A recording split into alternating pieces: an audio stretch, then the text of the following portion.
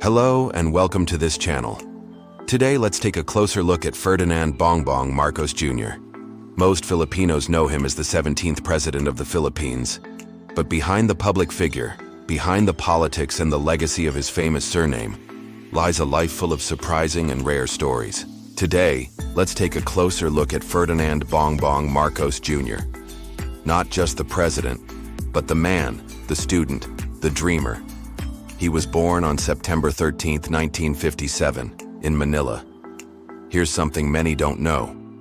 Despite being the son of then-Senator Ferdinand Marcos Sr., Bongbong grew up surprisingly distant from the power corridors. During his earliest years, he spent most of his early education at La Salle Green Hills, but at just 17, he was sent to England for boarding school. Here's a rare fact.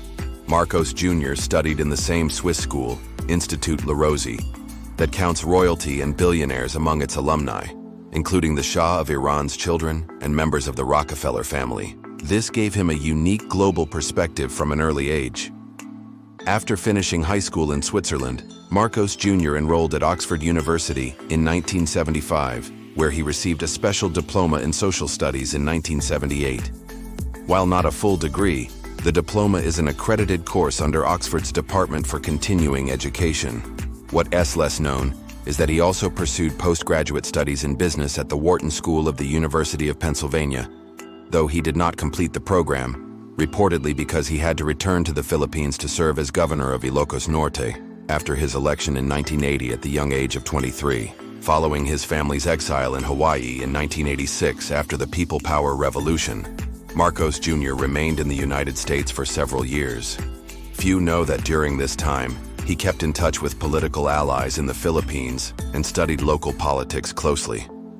Back in the Philippines, it was said that he practically had no formal schooling, but taught himself law by reading books. Then in the early 1990s, when he returned to the Philippines, he started exploring a completely different career, digital technology. He briefly led a company that aimed to bring internet services to northern Luzon. Yes, before becoming a social media savvy politician, he was already exploring tech innovation. In 2010, Marcos Jr. won a Senate seat. But according to political analysts, he was already quietly preparing for a larger national role. His presidential bid in 2022 was meticulously planned. What many do not know is that he built one of the most sophisticated digital campaign operations in Southeast Asia. His 2022 campaign was the first in Philippine history to use AI-driven sentiment analysis and social media trend mapping in real time. His presidency, which began in 2022, marked the first time in modern Philippine history that the child of a former president would return to power through democratic elections. It's a journey across exile and return, from old politics to digital innovation, and from a controversial past toward an uncertain but hopeful future.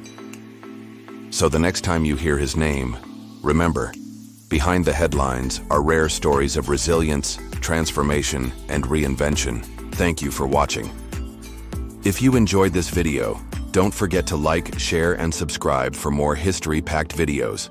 Dive into more stories of the past with these videos, and keep exploring with us. Until next time.